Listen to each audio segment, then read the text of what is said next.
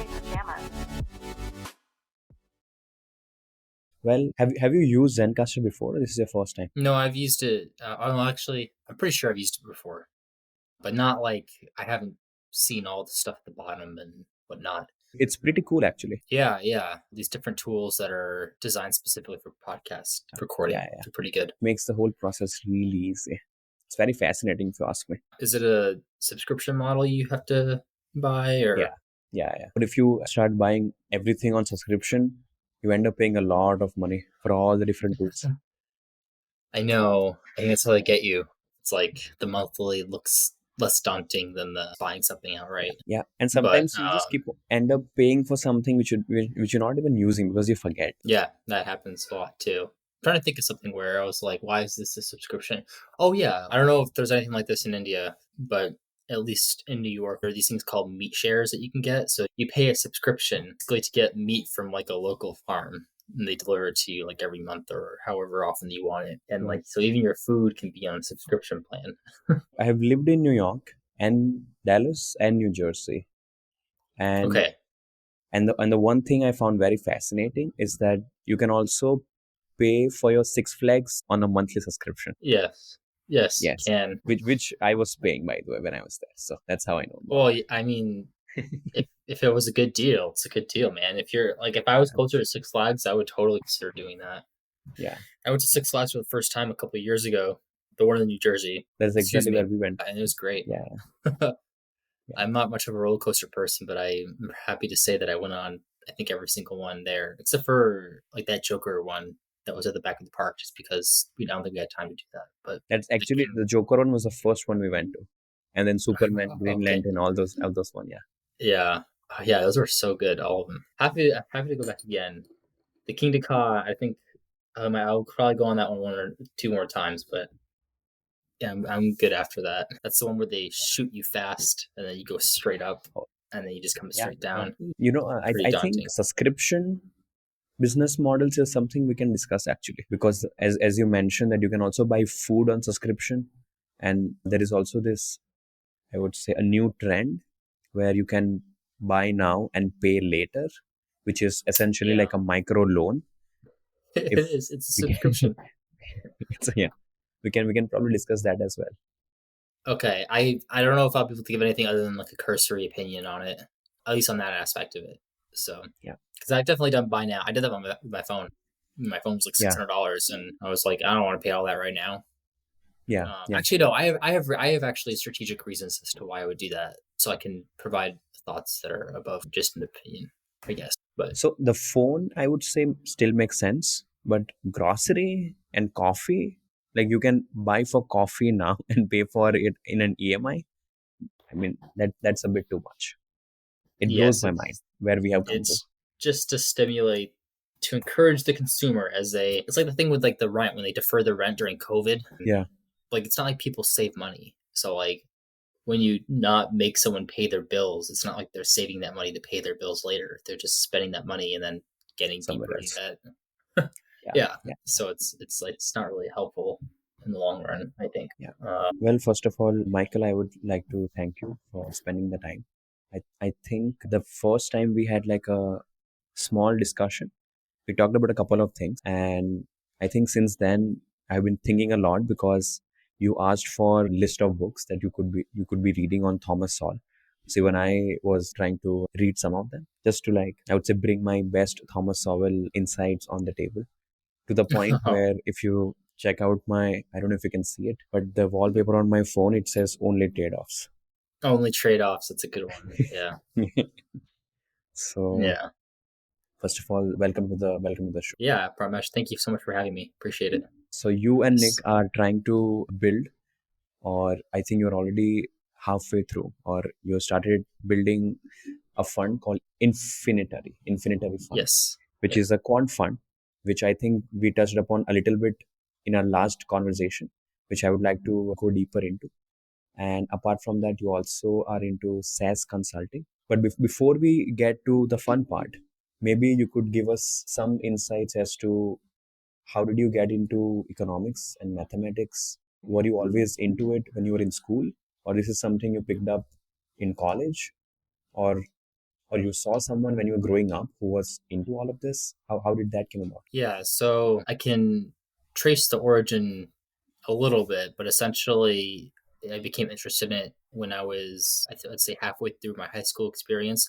So I graduated from high school in 2013, and I would say probably around like 2010, 2011, I became interested in it. And funnily enough, I'm pretty sure I became interested in things like economics, math, political science through comedians. And you may think, well, that's a strange entryway into those topics. But I think what it Yeah, was that comedians typically challenge the status quo. yeah, There was one comedian in particular. He's been gone for about 15 years now, but his name is George Carlin. He's pretty famous in terms of the history of comedy, I guess you could say. And he would talk a lot about government policy and talk a little bit about economics, talk about theology, things like that. And I think that kind of got me interested into asking questions. And then from there, I figured that I probably should actually start reading the source materials for a lot of this information just so I can actually learn it. And then likewise, there were books that we were supposed to read in school that got me also interested in, again, government policy, economics primarily, and then mathematics is more peripheral. But I think books like very classic books like 1984 by George Orwell and Animal Farm, a lot of commentary about the Soviet Union. I was always interested in history, so that helped a lot. And then when I got into college, meeting more like-minded people getting into classes that more heavily focused on certain aspects of these topics was helpful. And I would engage a lot in discussions with my peers on a lot of these different matters. Yeah, the college experience is where it really blossomed from, me trying to read some source materials to, okay, like what do we do with this information? And how do I work with this? And that's kind of, I guess, the beginning of where I got to today in terms of the career path. I see. You mentioned you started reading about government policy. Could you share what in particular piqued your interest? Because it's like very vast. I think the aspect of government policy that interested me the most, at least when I was in my high school experience, I was a young teenager. I had a kind of a rebel attitude, was just kind of like a FU attitude towards authority in general. But Right. just I think learning that the government was not always going to act in your best interest was kind of a mind breaker for me. I remember, not that like 1984 is necessarily based on a true story, it's a work of fiction. But I remember when I finished the book, I was like, whoa, okay, like that's not a happy ending. And then as I started to read more history, I don't know if you know do you know what Model UN is? Yeah, MUN. MUN. Okay, so Yeah, I did Model UN in high school as well. So like my senior year, so I think that yeah, also played into things. But that combined with these readings, I realized the government isn't always out to help you, and they may not even necessarily realize that at different times, and they are referring to it as a single collective, but obviously it's just a group of individuals coming together anyway. So I think that's an aspect that really interested me, like learning about how the JFK administration yeah, had considered committing a domestic terrorist attack on our own citizens to justify an invasion of Cuba. And it's like, yeah. whoa, they didn't like go through with it, but like they actually considered it and they wrote it down. And I'm like, so that's pretty, I think, I don't know, it's like it's striking to me, and it forever, I think, flavored my opinion on at a deep level on a lot of these different topics. Like today, when I hear things going on, like the government, they come out and say something, I'm just like, that's probably not true. I mean, there's probably some truth to it. Not to say that they're always lying like 100% of the time, but like, I just don't think they have an incentive to always share everything that they're thinking about or doing. We live in Yeah. a quote unquote democracy, not to get overly political, but we also live in a asymmetric information environment. So in a different incentive, these people have different incentives than what we would probably want them to have, at least in the United States. So So, you talked about George Carlin, and I think I when you say George Carlin, the one bit that comes to my mind is the one where he talks about soft language, that Yeah, euphemisms. where yes, that they change the language and that is supposed to change reality, but it does not. And Yes. there is, I think, one part or one chapter in Thomas Sowell's book where he talks about language and how when marketing government policies, certain words get a lot of popularity, but they are not necessarily good for you. And one of the examples of that was ideas like fair pay, fair rent policies, and the word fair, which is just thrown around as if in nature there is this fairness is presented as this natural phenomenon, which is not, right? Like nature is supposed to be unfair, I would say. The human definition of fair is there has to be equality when it comes to, like, we perceive fairness in a very different way. We perceive fairness as if it just exists in nature. And so you see a lot of government policies being presented as fair pay policy or fair rent policy, rent control policies in particular, which end up creating more havoc in the long term, Hmm. which might gain popularity because it sounds nice. Oh, I have to pay less. That must be true. And we see that even in India as a country where, like the last year of elections, there were a lot of packages where free electricity was getting promised by all the political parties. And Really? not kidding. Yes. That's interesting. How would they guarantee that? So in the southern part of India, there was a campaign where they mentioned that if you have around 200 to 300 units of usage, you have to pay nothing. But if you even have 301 unit of usage, which is above the limit that they're proposing, you have to pay the whole bill. Oh, something Right. tells me that 300 is not that high. It's not that high exactly. Yeah. And then I think everyone knew this is not going to work out. They won the election, and after that, I mean, you do the math, you kind of understand this is not going to be economically viable. So they increase the per unit pricing for everyone after that, which was not popular at all, which got a lot of backslash. But I mean, we see this every day. I see this every day. It really, I won't say it bothers me, but it is very popular. So Yeah.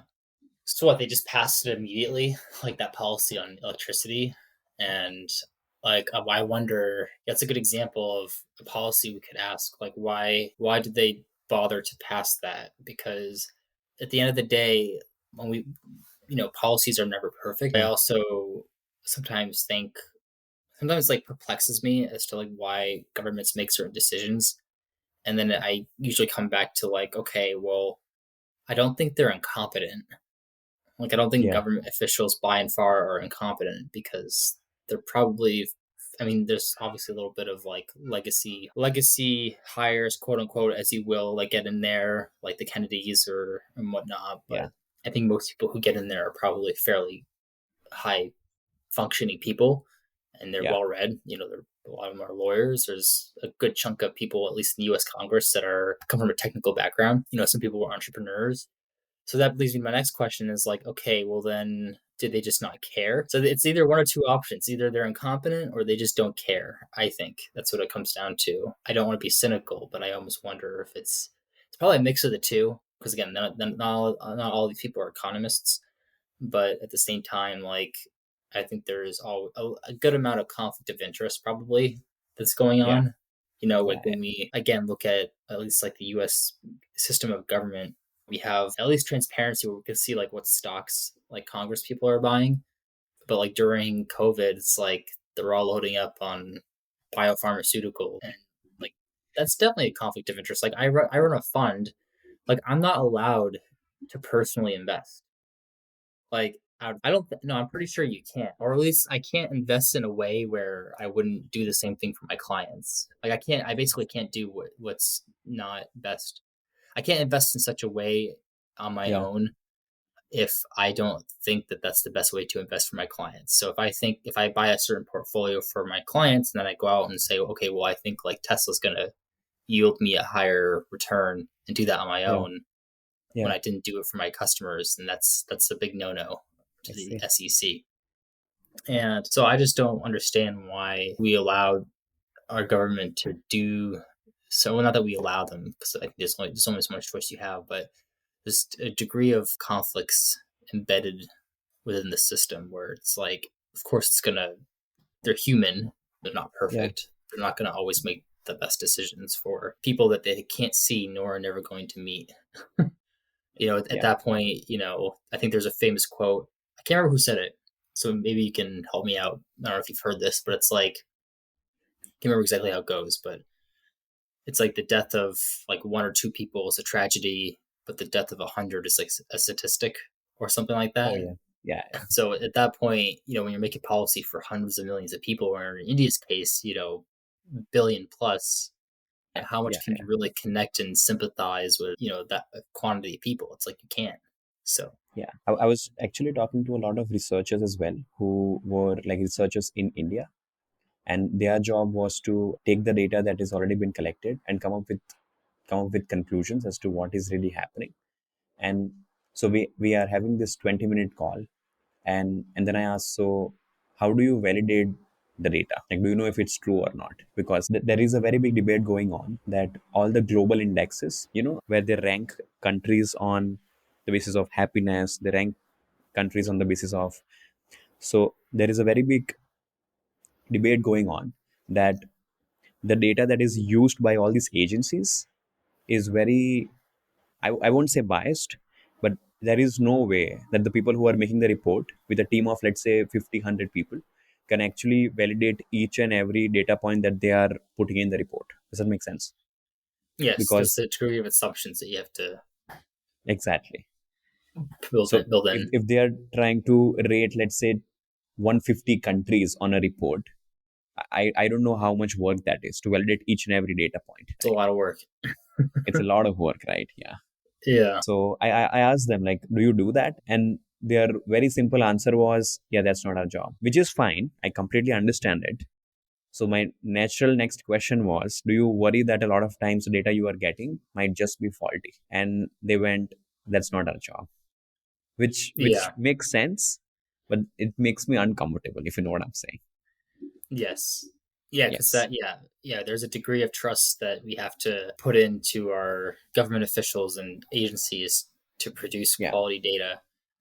Like in the United States, like when you're growing up like in school, Yeah.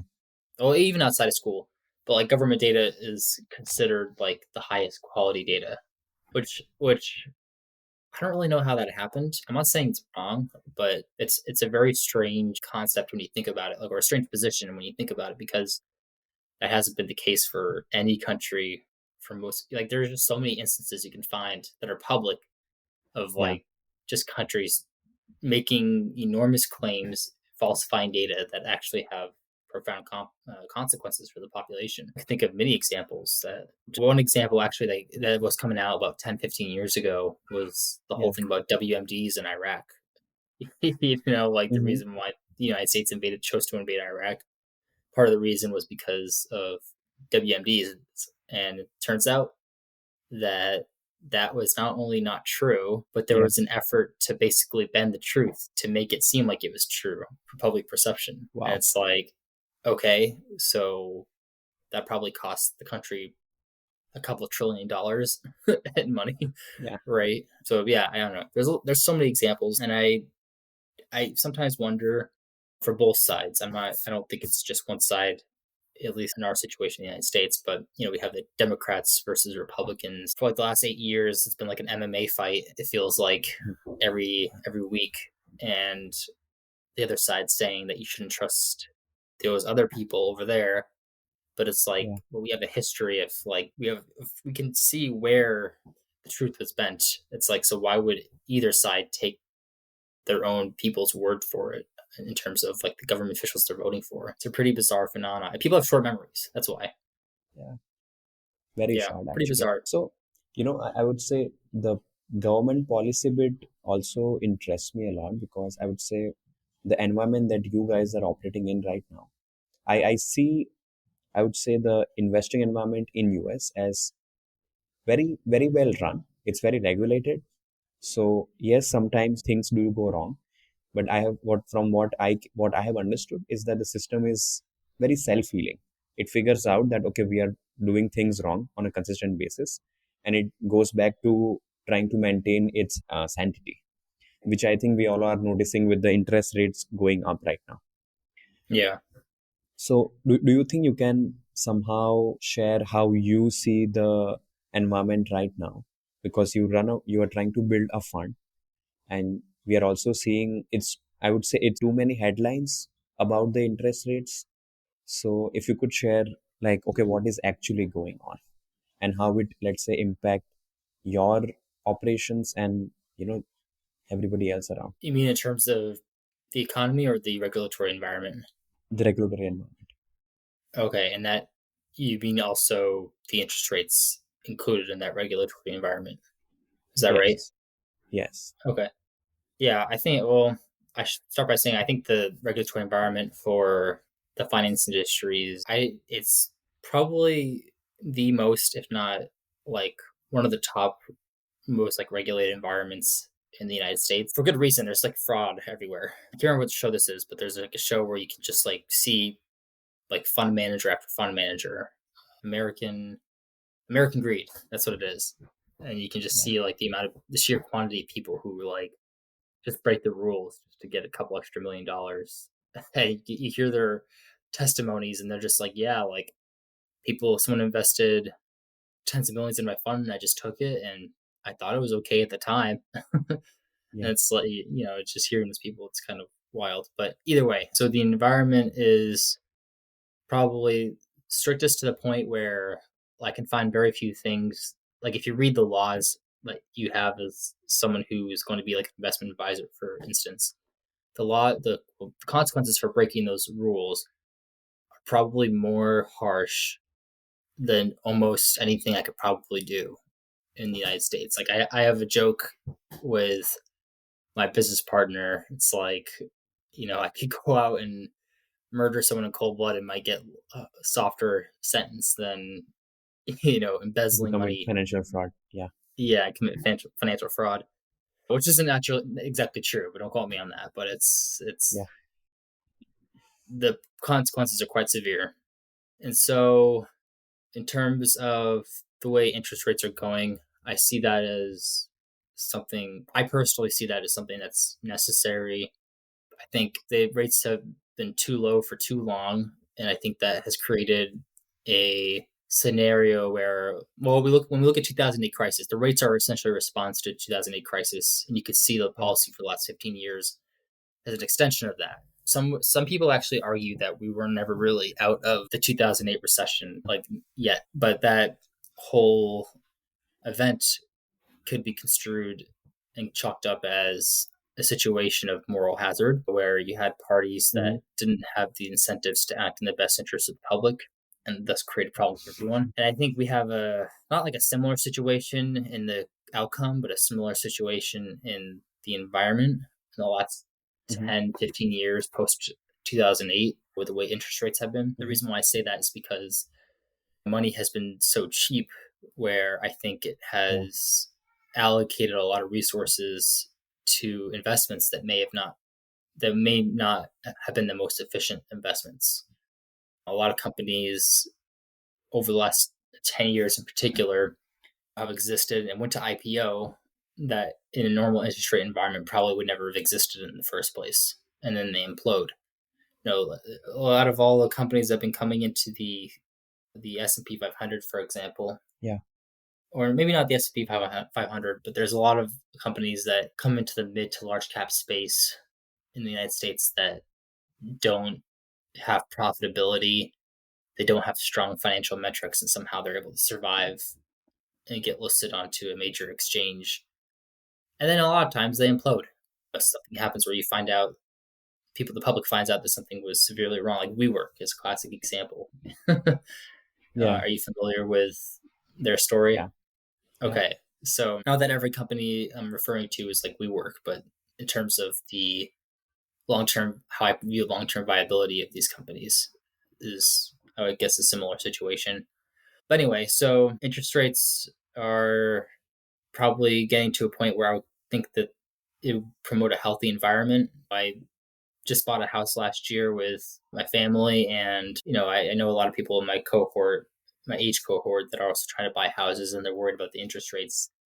I try to remind them, guys, the last 10 years, that was a historical anomaly. That's not a good situation in terms Yeah, of, you may get in a little interest rate, but it's going to be negligible in terms of 2% versus 6%. You could argue that's a big difference, but percent over percent, or percent change wise, that is a big difference. But in terms of the actual practical effect on someone buying the house, I actually think you can make the case that a 6%, 7% may actually be more favorable. And the reason why is because when you get locked into a low interest rate, people are actually now finding that they can't move now. Like people who bought houses 3 or 4 years ago when the rates were much lower, they're not yeah, able to move because the only interest rate they were able to afford to begin with was a yeah, 2%. But now that rates are like 6, 7, pushing 8, now they're stuck in their house. So adapting to a slightly harsher environment, I think, benefits yeah, people in the long run. So I think that's how I construe rising interest rates. I see it as a necessary, I don't want to say necessary evil because I don't think it's evil, but a necessary struggle, I suppose. yeah, yeah. So I have two questions on it. The first one is about WeWork situation. And the second one is about, because of the interest rates, a lot of companies are getting forced to behave well, like be very disciplined about how they spend money, how they hire, Yep. how they, right? And it seems like a lot of companies are not able to do it in a good way. And from what I'm reading, let's say they're kind of pointing towards a mass extinction event for a lot of businesses because they are not going to be able to make it through. So there are two questions here. The first one is about WeWork. This is my perception of the regulatory environment in US. Number one, it's very strict. Number two, if you are trying to do something like an IPO, which is one of the biggest events in the history of a business, I presume a lot of extremely diligent people would be going through every detail 20 times. And a business would get scrutinized to a level which gives me a lot of anxiety. Let's just put it that way. Because it's an IPO, right? It's gonna go in the public and anyone is going to be able to buy the share of that company. It's a huge event. So when we see things like a WeWork, right?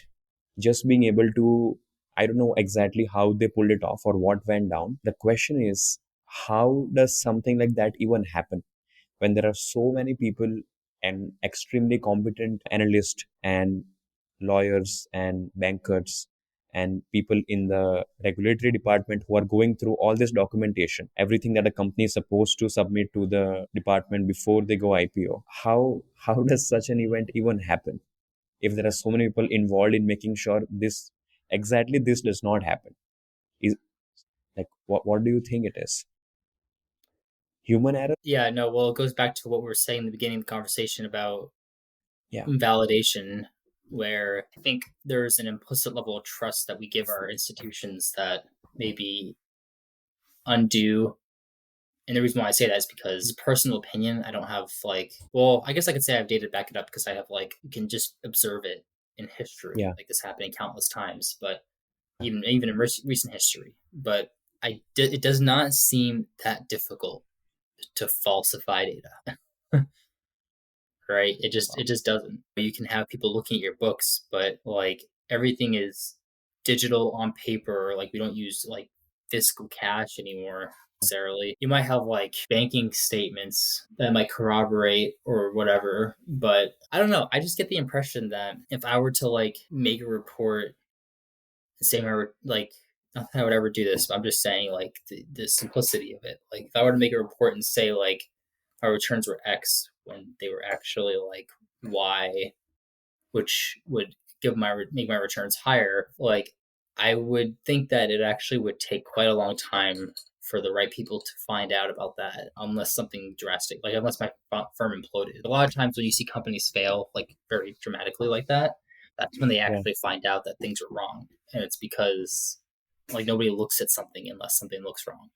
Right. So if you're able to make it appear as if everything is okay, yeah, nobody's going to bother doing like a deeper dive. It would seem, at least. That's the impression I get. Again, I'm not a lawyer. I don't work at banks. I don't know exactly what kind of process they go through. That's why I think people don't bother to validate until it's too late. So or ask those great questions. So It's a classic principal agent problem. oh Like all yes, the agents kind of trust the principal to do the right job for them. yes, there again. There's that implicit level of trust. Yeah, I think that's just inherent in social interaction. When you meet Yeah, someone, you're not going to assume that they're going to lie to you, right? Because that's probably not a great way to build a relationship with someone, right?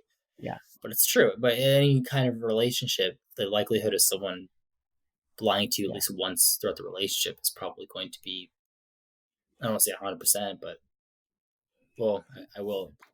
I'll just say it. It's probably 100% that someone's going to lie to yeah, you throughout the relationship for whatever reason. Be it could not even be that malicious, but and likewise in a business relationship, I'm sure that happens all the time. There's like these experiments that I don't use TikTok personally, but my wife uses it and she tells me sometimes the things that she sees. And one of the things she saw was like you could go into a store and like ask for something for free or like lie to get something for free, and the chances of yeah. someone giving it to you are like extraordinarily high. You go to McDonald's, like you get some food. Hey, I forgot my wallet. Can I have it for free? And they'll just give it to you. Really. Yes. Yeah, And it's it's like, okay. Like people are uncomfortable with saying no. yeah, yeah, yeah. So the second question I was talking about is because of the higher interest rate, a lot of operators are not able to manage it really well, and there is going to be like an extinction event very soon, or it's already happening. If you, I can verify it's happening already in India because a lot of startups who were getting funded by all the VC funds, which were based out of America, are not able to raise any new funds, which is Yes. kind of forcing them to be very frugal, which is not going really well for them, which is understandable. So Yes. now my question is why? Like, I don't know. I presume that all these companies who are raising millions of dollars or who are operating businesses which are serving millions of customers, shouldn't they be prepared for something like this? Or everyone has become very, I mean, short sighted. What do you think? Yeah. Well, I can confirm that that trend I think is happening in the United States as well. First Hmm. of all, I know Yeah, personally of people who are VC backed for their startups, and then the VCs pulled their funding like very yeah, recently, and yeah, they're thus facing the question of whether to close their doors or not. And then obviously there's like the industry wide data that we have access to, that it's now becoming not so much of a secret that this is a trend that is going on, that yeah, startups in general are in trouble. I try to personally keep like business savings and personal savings in the event that these things happen. yeah, I guess I would assume that other people do, but I guess I would also refer to two things. One is that the personal savings rate of the United States in particular is abysmal on at any given time. So I assume that translates to the way people conduct business. Even though people who conduct business probably would be like at a higher threshold, or not higher threshold, but they would probably be like more skilled at saving money. But I also think too that in a cheap money environment, that doesn't encourage people to keep cash. If debt is cheap enough, I think that encourages people to spend money. And I mean, I think that's actually traditional economic policy, is that like the lower your interest rate is, you're basically trying to stimulate spending, whether it be business or consumer spending, because the cost of debt is cheap. And so again, we've been in an environment for the last 10, 15 years where I think because of low interest rates, like people just didn't think about, probably if didn't think about saving too much, because your monthly or whatever periodic income that you're getting could probably service your debt pretty easily if you're a business. Again, if you're paying what is essentially a real interest rate of zero, yeah, if your interest rate is 2 3%, but inflation is also 2 3%, yeah, you're not really needing any additional surplus yeah, to service that debt. So, plus, since the environment affects everyone, if you start putting money aside to stop growth and service debt, yeah, or just to save money for a bad economic scenario, which I don't think anybody likes to consider because nobody can predict it. first of all, but I think that also probably puts you at a competitive disadvantage because you have companies that grow fast because they're playing it fast and loose with their Yeah. savings and investments. Probably encourages people to do the same. Hmm. That's my personal guess. I'm not saying that's true necessarily, but if I were to imagine what is going on, that is a mechanism that comes to mind. Essentially, is that oh yeah, Yeah, go ahead. and you are building a fund, so you are going to be responsible for a lot of people's money in the long term, Yes, which kind of, I would say, requires you to think very deeply about risk and what you're doing with it. So could you share how you think about allocating capital for all the investors? I know you guys have like a fund, not a fund, I would say an algorithm that helps you with it, but I'm kind of trying to understand the principles, like never go beyond this threshold and things like that. Do you have such set of principles in place to help yes. you? So Yeah. there's without getting too much into well, what we invest into is somewhat important as to how we approach this. So what we invest into is S&P 500 equities. We don't short. We don't buy anything else. Something that we consider volatile like crypto or small cap stocks or what have you. So it's also since we don't leverage, if there's ever a downturn, we don't get killed immediately. So Yeah. the system is designed to be able to take the hits if a downturn occurs. And then it's also designed to re-accelerate quickly if once recovery begins. So I think the fact that we don't leverage, we call ourselves a hedge fund. Sometimes I call ourselves a hedge fund because that's more of like a broad term nowadays as opposed to something specific. But we don't hedge, right? And I think that's probably I have personal opinions about hedging and shorting, Yeah.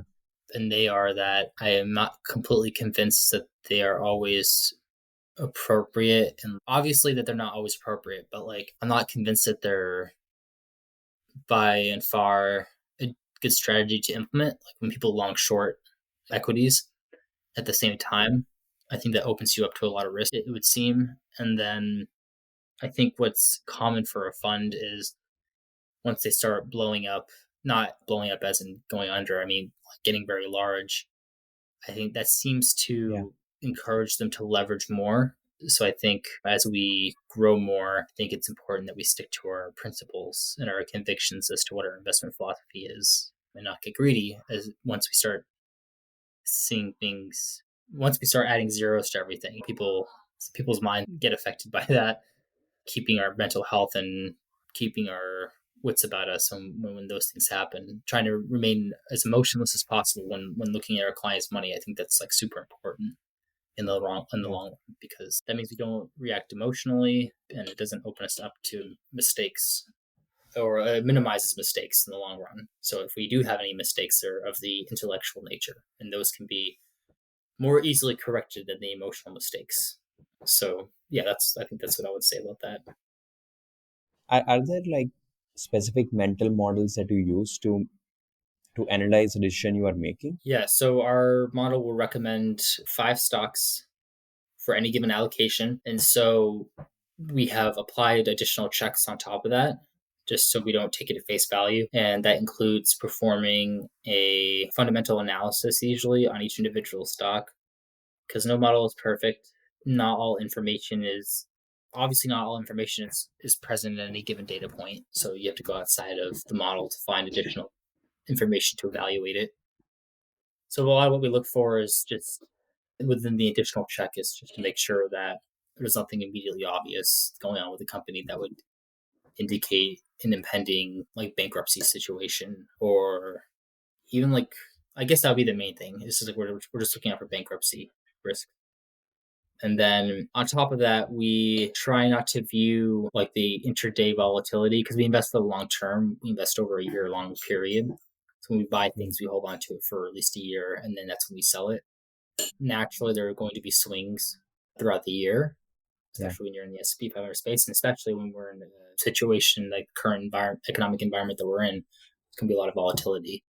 So I think trying to not obsess over the count each day. Like I look at it Mhm. periodically, but Yeah. like I don't look at it to see if it's going up. If I notice stocks of ours are going up, throughout the Yeah. day because Yeah. I don't need to think about it. Like we have it's like a set it. I don't want to say it's set it and forget it because we collect data and keep track of everything daily, but I'm not gonna check to make sure the money's going up every single day. And I think that's probably good for my health because it's not gonna go up every single day. It's gonna sometimes be all over the place. I think that's important Yeah.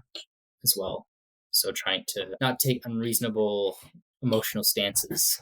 You are Yeah. what you surround yourself by. So if I'm surrounding myself by the Yeah. stress of having it to go up every day, it's like it's not going to be good for my mental health. Yeah. And how does the allocation work for you guys? Do you guys get new customers every month and you are investing in the market every month as you get the customers, or do you have a schedule where, okay, we only invest in the first 4 months, first 6 months? Like, I have Yeah, no clue how this works. So sure. So there is no schedule. People can theoretically invest at any point throughout the year. The way the model treats it is when someone it's so the model is basically ready to go for any batch of Mhm. investments on a rolling 12-month period. And Mhm. usually the current set of investments are good for probably about a couple months. So if someone Mhm. decides to invest in January, the likelihood that the model will recommend the same thing in March is probably fairly high. But once you get to like Mhm. 4, 5, 6 months down the road, it's probably going to be a little different or start to look different. So whenever people come in, like their particular portfolio, we call it, is going to be for a rolling. We call it a rolling 12-month period. So yeah, people don't have to. We don't have to wait until, or at least we don't wait to put Yeah. in people's money once they're ready to go. It takes like a couple business days, and then I see. it's in the market. So we try to keep it quick and lean because our general philosophy is waiting is not helpful. Mhm. Timing is not ever going to be perfect. And in fact, I think actually most people don't know how to time. And I'm Yeah. not saying we do. I know we don't necessarily, so we Yeah. don't even bother trying. I think it's in some cases, especially for the S&P 500, it might make sense for crypto if you're doing like daily trading on crypto. Timing is important, and I'm sure there Mhm. are people who can do that. But when you're investing on a year-long horizon within the S&P 500 space, timing isn't necessarily like a very important factor in what you're doing. So yeah, so that's why we treat it that way. And from a legal perspective, do you guys require to have a SPV where all the investors, you pull in the fund from all the investors and then invest as a single entity, or investing using the client's accounts, like individual accounts only? Yeah, it could be either. So you can have separately managed accounts, or you could, or in this case, for what we do a pooled investment vehicle. I don't know if I would call that an SPV, but essentially we have an LP structure where the LP, we have a brokerage account with Vanguard, and it's just a single account under the company's name, and everyone's Yeah. money goes directly to that, and then we invest it all in one account, and then we keep track of like whose money is whose, like outside of the account, essentially. So, so yeah, it's a pooled vehicle. Although we do have the option if someone wants to do a separately managed account, that's built into our legal framework as well. So we have options available to us if that's the case, essentially. Nice. And does something like this require additional compliances? You mean the separately managed account? Does that require additional compliance? No, pooled accounts. Oh, Is it stricter? I don't know if I would say it's that's a good question. I don't know if I would say it's stricter. We don't have any separately managed accounts right now. Everything's pooled. Some brokerages won't allow you to do that. So that might be the case unless you're like sufficiently large. But I haven't really come across as long as you have like good record keeping, I haven't really come across any real issues with it. It seems simple from when we have our tax accountant calculate everything at the end of the year. There's never really any snags. So yeah, I don't think it creates a whole lot of issues. It seems at least as of right now. So, and I can't really imagine. I think it would only streamline things as things get larger. Like the biggest thing I can imagine happening would be that maybe it takes like a couple extra business days to deploy the capital, but all the legal framework is set up for if someone gives us $1,000 versus $100 million. It seems like it's treated the same, more or less. There might be some additional due diligence that we have to do when the money gets larger, but it should all be treated the same, basically. And all the investors have to be US residents or citizens, or No, I don't know. They don't have to. Although I wouldn't say that we're looking outside of the United States as of right now. I mean, there's been a couple people we've considered, but I would say the structure is open to international got it. versus domestic. Like different rules apply. I'm sure it's the Yes, there same. would be different. There would be different rules that apply, and probably if it's international, there'll probably have to be some extra legwork with our legal team that would have to be done to accommodate, but it should be possible under the same framework. So, And and so apart from this, how does the SaaS consulting work? Like how do you help a SaaS company? so been doing the SaaS consulting for about a year at this point, but a lot of it was work that was coming to us through our network. And the work essentially involves doing a lot of pricing, packaging, coaching, competitive intelligence work for the SaaS industry. And so essentially, we'll help companies take a look at their pricing and packaging structure, identify essentially their monetization model, is what it's called, and identify if it aligns with what customers should be paying. Keyword should, because that's usually Yeah. not something that's aligned very much with many companies. And thus, the goal is essentially to make something that's a more attractive offering to their customer base or their target customer base, and then that is able to provide more value for essentially both parties. So, more value to the company and more value to the customers with how we tweak things. So And when you yeah, say should, does it mean the companies are underpricing the product or overpricing the product? yes, that means that many companies don't think about their pricing enough, where they probably have a misalignment where they don't have the proper mix of features and pricing and packages, essentially, that would make their offering as attractive as it could be. So yeah, and that could, in some cases, maybe the enterprise. So some companies tier their pricing, like an SMB, mid-market, enterprise tier. Like that could play out as in like the enterprise pricing is too expensive, whereas the SMB tier is way too cheap, right? So the situations like that could occur. It's not necessarily as simple as too expensive, too cheap, because it could be expensive in certain parts, but it also could be way too cheap in other parts. And how is that calculated? Is it a lot of customer interviews, market research, Yeah. So historical sales there's records? yeah. So there's basically it's a mix of a lot of different data points. So when a client comes to us and we have like a typical like engagement, it's usually 4 to 6 weeks, something between there, Yeah, and say they want competitive intelligence, pricing, packaging, coaching, basically most of what we offer that would involve like internal revenue analysis for the company. We do surveys, we do customer surveys, prospect surveys, internal employee surveys, and that's really to find out essentially an attempt to build a story and a narrative that is corroborated by different sources, because you may think the ELT may be thinking, for example, like company X is their number one competitor, but the people who are actually doing the selling, the sales team, may say, okay, well, no, it's company Y that we're actually coming up against, quite often. And then you go to the customers and say, well, no, it's company Z that we're going yeah. to if we decide to churn, whatever it may be. So having those different data points is helpful. And then there is a lot of data collection on the public side. So for the competitive analysis, we'll essentially try to obtain the pricing for the competitors. We'll do a lot of public research as to and try to evaluate the strength of the competitor in relation to the client company. You mentioned the keyword should, and the I was curious to understand, are these companies overpricing the product or they are underpricing it? And if they are, how do you go about figuring that out? How do you Yeah. define the should? Yeah.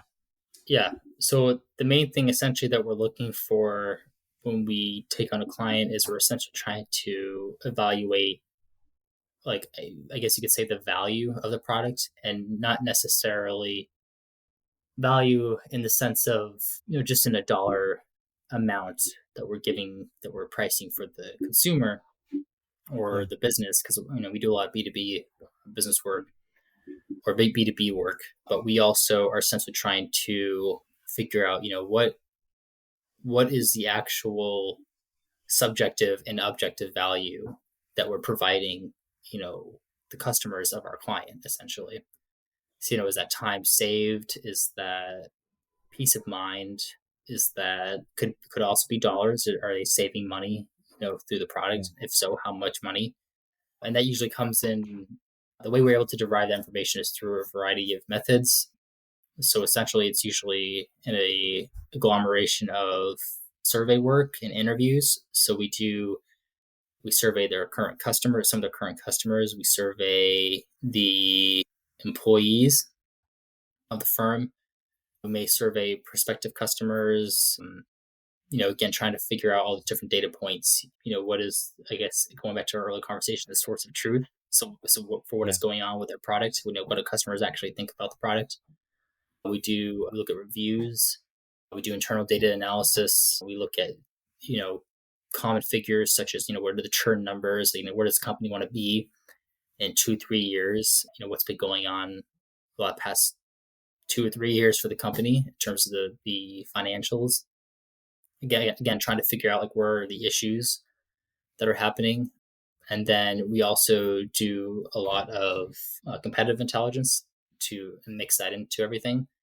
And that could include, you know, public information that we essentially scour the internet to find, but it also could include, trying to essentially obtain the pricing information of competitors through a variety of different means.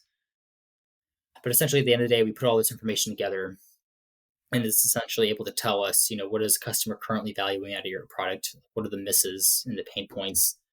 And then we essentially try to align the pricing and packaging model with all of this information in mind.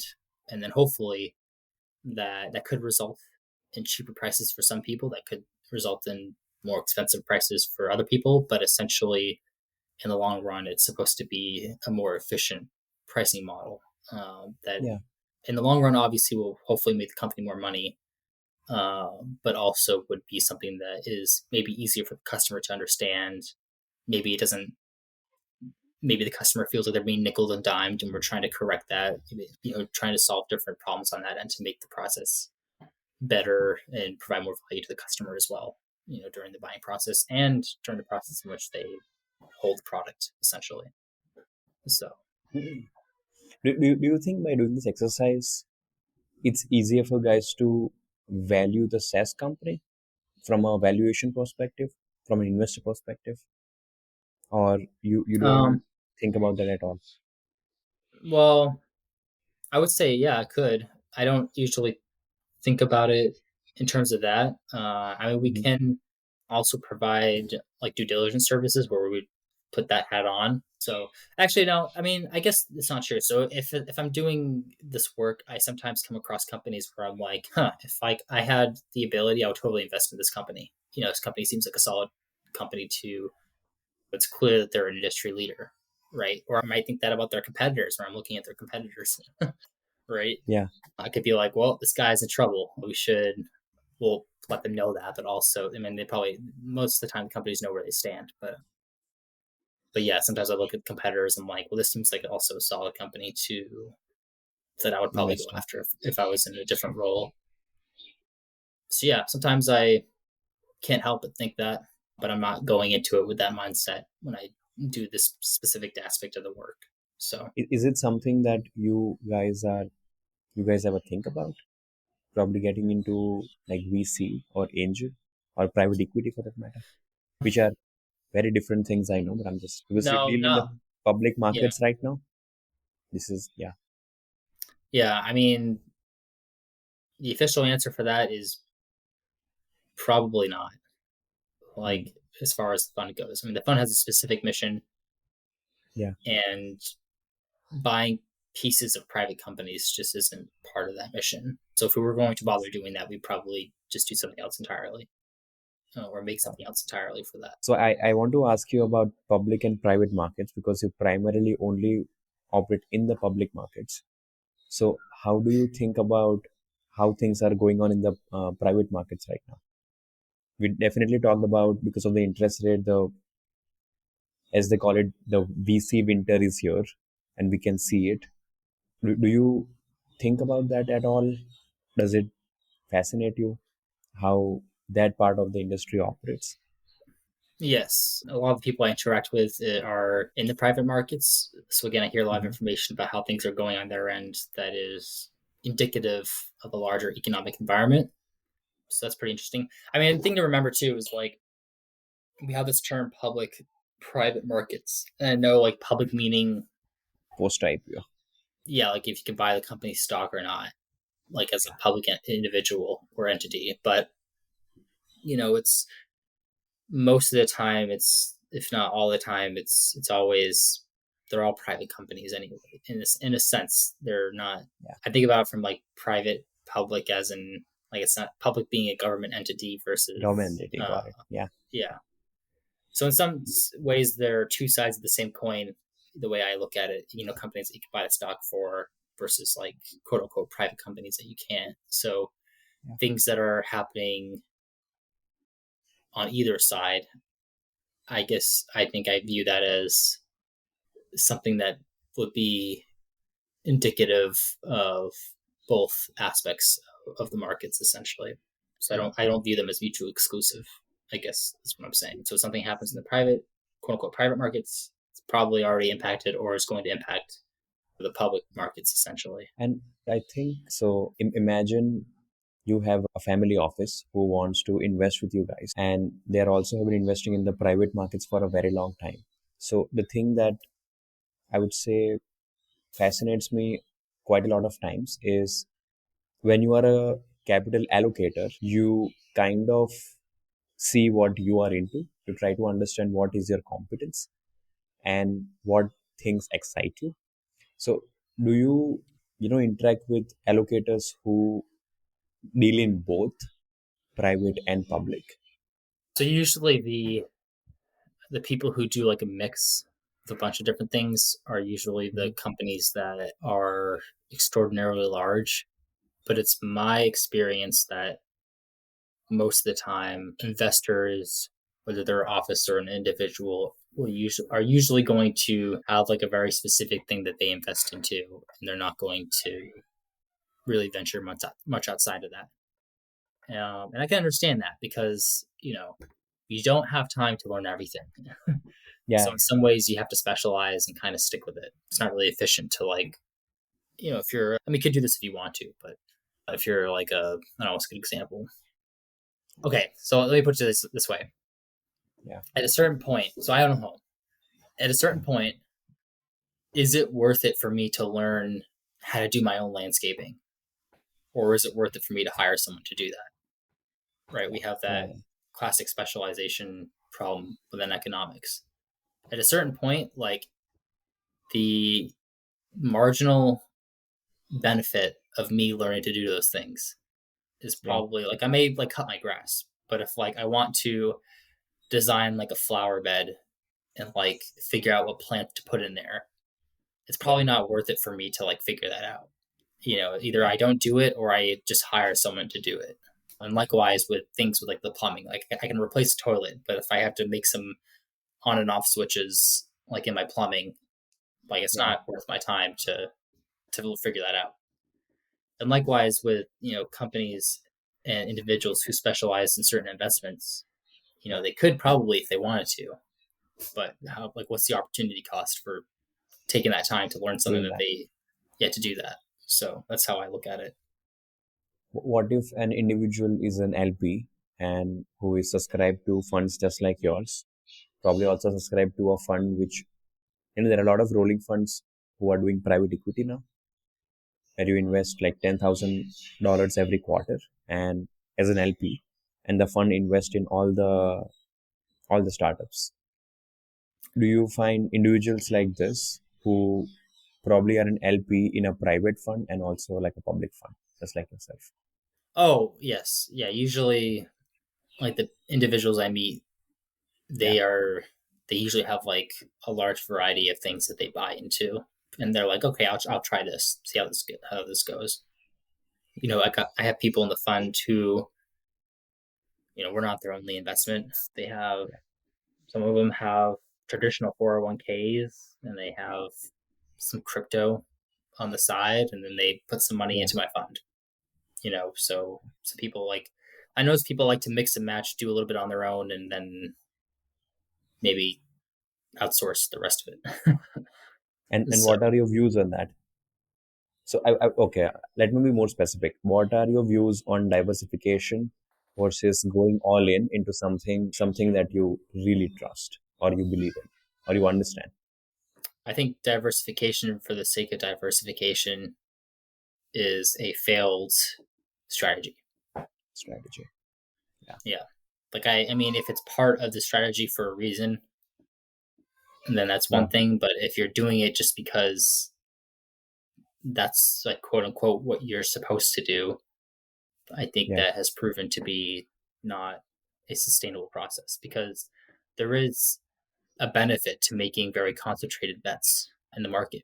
Yeah. And the last 10, 15 years has been evidence of that. You did not Mm, benefit if you did not make concentrated bets. The people who like yeah. bought specific stocks were the real winners over the last 10, 15 years. So yeah, as in of itself, diversification is not worth much, I think. And since you run a fund, do you get a lot of friends and family calling you for tips and advice? Yes. Yeah. Do you enjoy that or it's a burden Uh, or it no, depends? it's fine. I encourage it. It's happy to see people like take control of their own finances. It's a pretty important thing to do. Um, Yeah. it's nice to see people taking interest in that. So I think COVID helped that people got really interested into finance during that time, because there's always something in the news about a stock blowing up, like Zoom or whatever. Like I remember for when like all the tech stocks started taking off like halfway through 2020 or whenever Yeah. it was, you start seeing these outrageous returns. Like I remember even being in like my church group, like people Yeah. were talking about stocks when they never would be talking about them, right? So it's like, hey, did you see Zoom? It's like, oh, I should have gotten that. Yeah. And it's like, all right. So I think a lot of people got really interested in stocks during 2020. Yeah. I think earlier in the discussion you mentioned that not a lot of people are into savings because the price of lending money was very cheap. It was very cheap to just lend money. In India, right, we have a very strong savings culture. Do you know that? No, I did not. Yeah. So most of the people I grew up with would say that you should not have a credit card in India. That's probably fair advice. I think Yeah, that's in the sense, use debit card and spend whatever you already have. And their, I would say, fear or concern is that you never know when you will go overboard, basically. yes. Yeah, I mean, I would say that's probably my default attitude. Yeah, yeah. It's like So credit not to run dead. cards in the Indian markets is a, I won't say it's an extremely new thing. It always was a thing, but only our generation is much into it. My parents' generation were not very, like, they treated it very cautiously. As they Like they should. would Yeah. only use it for a very special occasion.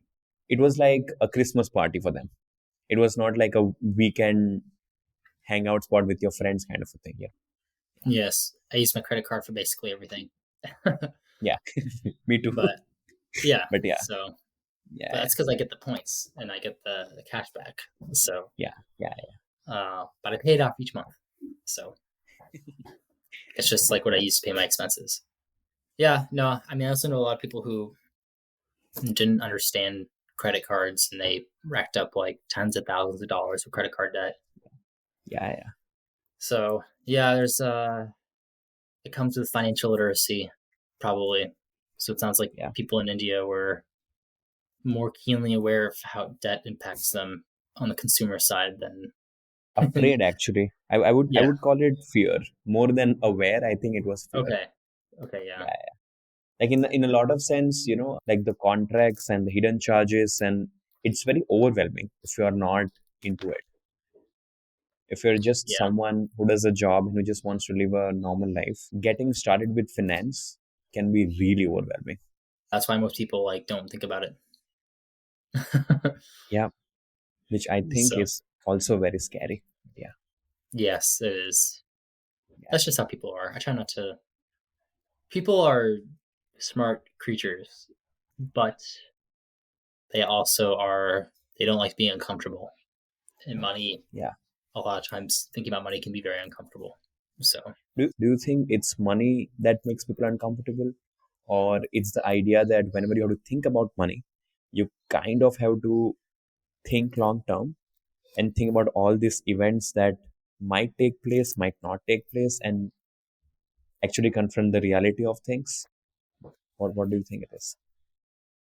my instincts tell me that people are not predisposed to thinking long term, both in the way our society is structured, but also on an evolutionary basis. That's what I think. I think people just aren't naturally good at strategy or just thinking long term usually because it is a They're not. strategy. They're not Got it. correct because it is a strategy that you're trying to think of essentially, right? You're Yeah. strategizing about your life, and the average chess raider playing should tell you that people aren't very good at that. So that's okay. Which It's which just I how people are. which which I would say it's okay, but the surprising part again, I think the way we discussed is because of the increasing interest rates, a lot of operators are going to go out of business.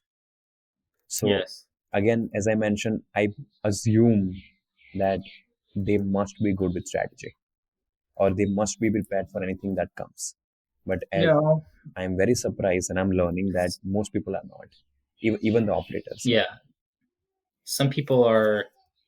Yeah, that's not necessarily the case. I mean, if you, I mean, it's probably they probably have like a little bit of skill, strategy, but again, it comes down to like what like subpopulation you're dealing with. So and like the pressures of the environment. And what I mean by that is like going back to the example of the chess ratings. Like if you look at like I play a lot of chess, and if you evaluate me on a humanity wide level, like the Yeah, 7 or 8 billion people that exist, I'm probably better than like 99% of them. And I feel pretty confident in yeah, saying that. It sounds impressive. However, if you evaluate yourself on the yeah, on the population of people who actually play chess consistently, I'm probably not that good at it, yeah, right? So it depends on like what level you're looking at. And likewise, when you look at like the population of startups that exist, they're probably better than the average person at strategy. However, yeah, in relation to each other, the ones who are more adept are going to survive the scenarios where there's in a certain amount of external pressure that affects everyone industry wide. yeah, Does that make sense? yeah, yeah. When you said the word survive, the thought that came to my mind is only the paranoid survive. Yeah, paranoid. Yeah, They're prepared. The old yeah, Boy Scout, Girl Scout model. Better to have it and not need it than to need it and not have it. So, yeah, yeah. but Well, I would say yeah, this was nice. Yeah, yeah, I agree. Yeah, again, I appreciate it. It's nice to talk about a wide variety of topics. Yeah, in this mode. So appreciate your questions. They're good questions. I actually had a lot of fun